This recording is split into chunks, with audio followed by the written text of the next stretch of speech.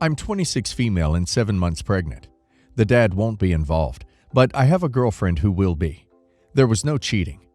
My brother is 20, and he's staying with me while he attends uni.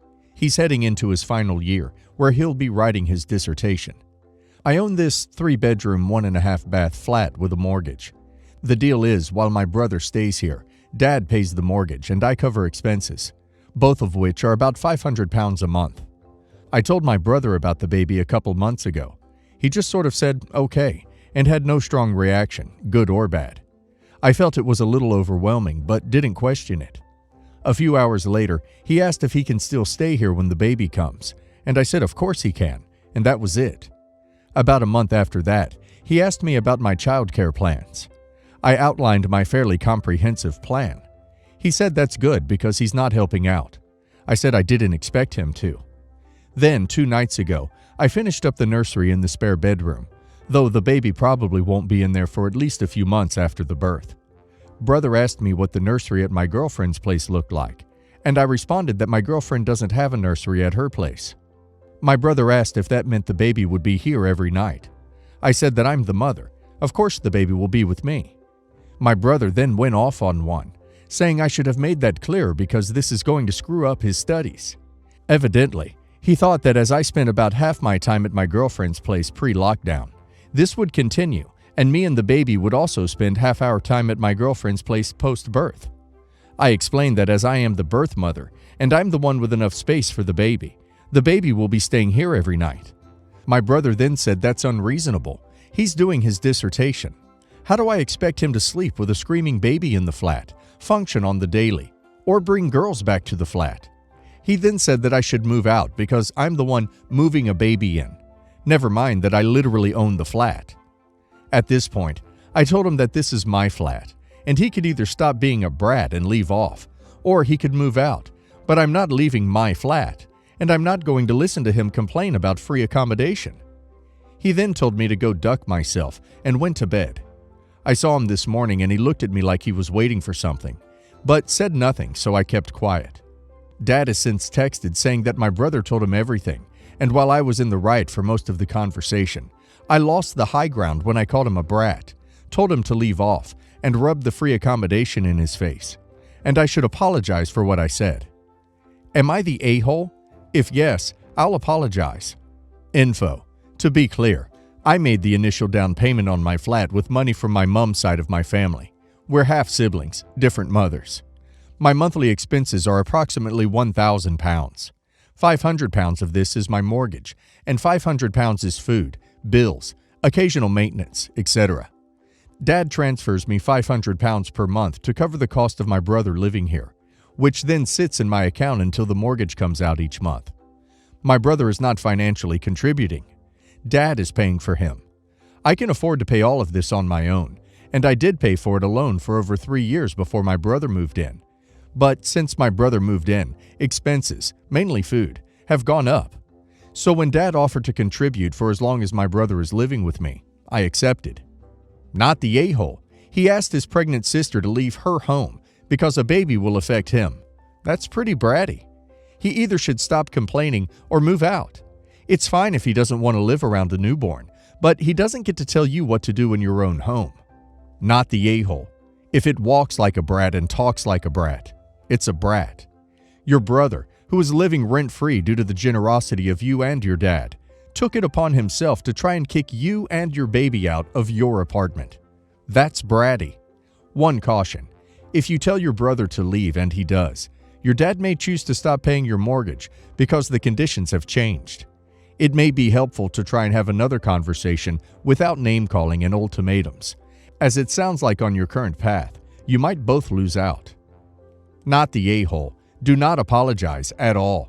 Also, your father seems like he enables your brother. I, 35 male, am a single father. My son is 8. Last week, I had to travel a lot for work, and I was going to be busy a lot through the whole trip. I simply didn't want to drag my 8-year-old son with me through the country. I initially wanted to ask my mother to watch my son, as she usually does, but she was out of town herself, and I only have my sister, 24 female, in the city that I live in. So I left my son with my sister and her girlfriend. 30 female. I would occasionally call and check on my son through the trip, and I told him several times that he should listen to his aunt. He is a very well-behaved young man and an absolute sweetheart. When I came back, I went over to my sister and her girlfriend's place to thank them. My sister told me that while running around in the house, my son had broken a vase. That is quite unlike my son. He's never been naughty or ran in the house before, even when he was a toddler. For the record, before my sister moved in with her girlfriend, she lived in a normal house. Her girlfriend's house is nothing short of a museum, with many expensive decorative fragile objects, and has several collections. My sister told me my son had run around the house into the table that contained the vase, and then it had fallen down and been shattered into pieces. According to my sister, he was getting ready for camping out in the garden with the two of them, which is his favorite activity. I told my sister my son is a very well-behaved boy, and he would never run inside the house, let alone break something. I asked her what he had broken, and it turned out to be an antique from Africa that cost about $900. Her girlfriend told me I shouldn't worry about replacing it. The cost is not at all considerable for her. She's quite comfortable, but would be hard for me to pay. But maybe I should have a conversation with my son, because they had explicitly asked him not to run around. I asked my son if he had broken the vase when I got home, and he told me he had nothing to do with the vase being broken, and he said my sister was the one who broke it, when she had a pretty bad fight with her girlfriend. He said they were fighting together, and that the vase broke in the heat of the argument. So I called my sister, told her what my son had told me, and called her out on using my son to get away with her bad behavior. What they did was absolutely distasteful. She told me I was not being logical at all, and that I needed to accept that my son was a kid and had simply made a mistake while he was running to the garden instead of accusing her. I said maybe she shouldn't have lied then. She doesn't answer my text now. Am I the a-hole in this? My son is being accused of something he wouldn't do at all, so I felt the need to defend him. You're the a-hole. You think your sister and her girlfriend broke the vase during an argument, then conspired to blame your kid, but didn't ask for any form of repayment. Just asked you to speak with your 8-year-old, so they did it purely maliciously to make an 8-year-old look bad, or not even bad, just like a typical 8-year-old, to his father. That makes no sense, unless your sister and girlfriend have a long history of narcissistic or strange behavior.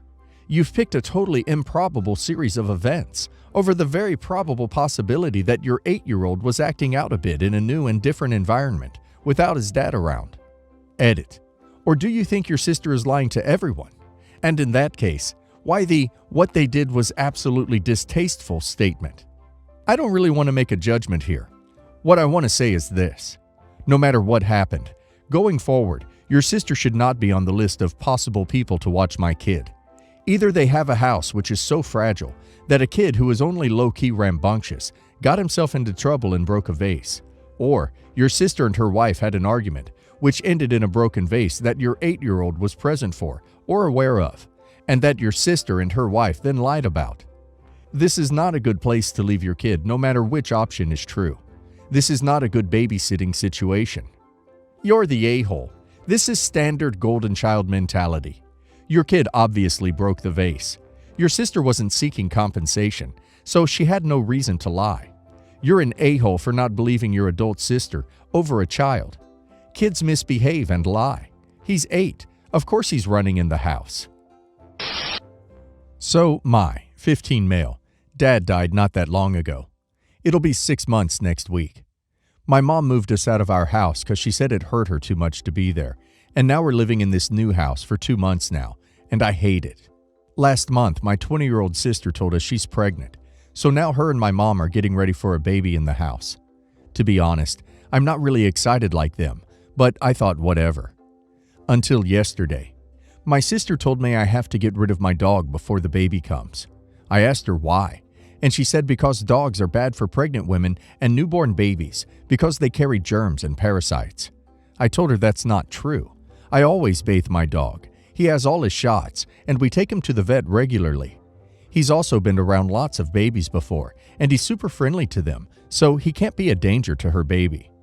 My sister got mad, so she got my mom involved. She told my mom I was being a brat and that I don't care that I'm poisoning her baby.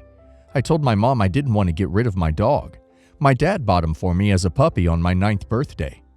There's been lots of changes these months, losing my dad, us moving, and now getting ready for a new baby. My dog is the last connection to my dad. My mom's not home much, neither is my sister, so I feel like all I have is my dog. I explained to my mom why I don't want to get rid of him. She said she understands he's important to me, but I need to stop thinking about myself and consider my baby niece or nephew. I said I don't even believe my dog is bad for my sister's pregnancy. She never liked him since Dad bought him, and I feel like she's using this to get him out of our house. My mom said she isn't going to force me to get rid of him, and she'll leave it up to me. My sister's been mad at me since, and keeps making comments about how she hopes me taking my sweet time deciding what to do won't damage her baby. They're both expecting me to do the right thing, but I don't know if I want to. Does that make me bad? Am I the a-hole because I want to keep my dog? P.S. My dog avoids my sister because she treats him bad if he's close, so it's not like he'll be all over her. Not the a-hole. Please do not get rid of the dog your dad got you. Your sister is being selfish and dramatic. The dog can't harm her child. Make sure you demonstrate that you're a good dog owner, clean up after them, take for walks, etc. Make sure they are cared for well, entertained and microchipped in case they suddenly become lost due to your sister. You've gone through significant trauma, heartbreaking loss at a young age. Your dog is your family. Millions of people across the world have dogs and kids. In fact, most dog owners have family. Put simply, it's not an issue. Your sister is being uncaring and manipulative. Don't get rid of the dog based on her lies. Not the a-hole. Your sister is being difficult for the sake of being difficult. There is no reason a dog well-behaved that's well taken care of with its shots would be any danger to a pregnant woman or a baby. Not the a-hole. Perhaps if your sister really believes dogs are bad for pregnant women, she should find a new place to live. Responsible enough to have a baby, responsible enough to figure out her own living situation. I'm a divorced dad with 3 kids, 12 female, 7 female, 4 male. My girlfriend and I are both essential workers and come into contact with a large number of sick people on a daily basis. One of my children had a lung transplant several years ago and is immunocompromised. As such, we decided that right now it would be safer for them to stay with their mother. I make significantly more than my ex, so I bought a tablet for each of my kids, and they each have Disney+, Netflix, and Hulu. My 12-year-old also has a cell phone, which she mostly used for school. They also use their tablets to FaceTime me every once in a while. I was talking with my 12-year-old yesterday, and she mentioned that she would like to be able to use her tablet. Of course, I was confused, and I asked her what she meant by that. Apparently, her mother has been taking her tablet away from her and using it for herself. I checked my daughter's account's Netflix history, and I saw shows that she definitely wouldn't watch, i.e., House of Cards, Blacklist, The Witcher. I called her and asked her to give my daughter's tablet back. She said no, and that my daughter lost her tablet as a punishment for not doing her chores on time. I told her that was fine, but she shouldn't be using it. Then she said that I'm just trying to show off my wealth by giving the kids tablets and streaming services, and that my daughter already has a cell phone, so she doesn't need a tablet. So am I the a-hole? Not the a-hole. I'd put a password on it for just you and your daughter, maybe along with parental control so you know she couldn't get into trouble. That way, X can't manipulate the situation and take things from her to be selfish. It's not hers, it's your daughter's, and she's not entitled to it as she doesn't pay for it or the services. Not the a-hole, but let's be honest. Your ex has your 3 kids on her own full-time with no school for weeks on end. She's doing you a solid by agreeing to take them, as this is probably way outside any known custody agreement. You're clearly doing better than she is, and they're all going a bit stir-crazy. You can lock out all the tablets, or extend an olive branch. Ask her to return the tablet in exchange for your sign-in info, so she can watch on her own TV, if possible, while all of this is going down. If that idea doesn't work, then go ahead and do what you feel you need to do. You guys have to deal with each other for years to come. No reason to go scorched earth just yet. Not the a-hole. Your ex taking the tablet away as punishment is fine, but she shouldn't be using it herself. It sounds as if she took the tablet not as punishment, but because she wanted to watch it. Go into the accounts and set up parental controls to block any kind of adult content.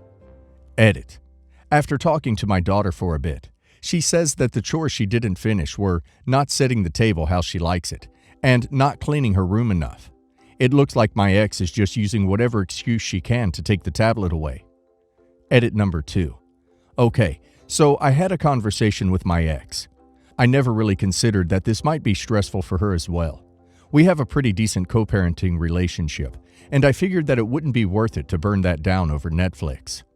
I never considered that maybe she was having a tough time parenting our 3 kids, plus her own 2-year-old.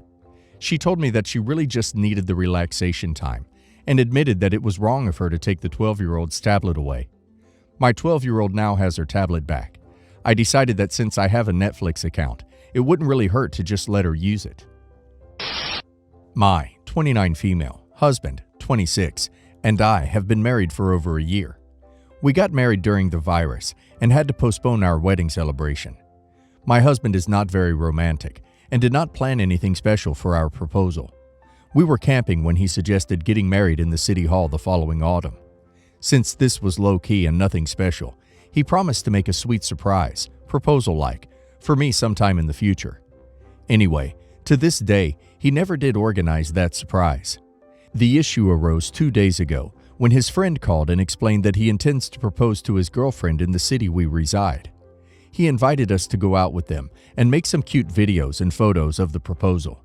Initially, I was happy to help, until my husband started planning a big over-the-top proposal for his friend.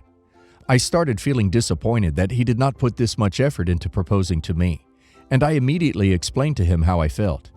He claims there was just not a right moment, and says I am the a-hole for not helping him organize this big thing. So I'm asking you, am I the a-hole for not helping organize a perfect proposal for his friend? Not the a-hole, but I also want to direct your attention to the absolute basement bar you set for yourself when finding a husband. He is perfectly capable and happy to be romantic, just not with you. You don't rate high enough on his scale of people to get this sort of treatment. Not the a-hole. Your husband is inconsiderate, and it's alarming that he didn't put that effort into his proposal for you, but is calling you an a-hole immediately when you tell him how it makes you feel. Not the a-hole. I see the jealousy here, but it's valid. Why is he so willing to go above and beyond for a friend, but not able to do the bare minimum for the person he loves? Does he have trouble expressing emotions, maybe?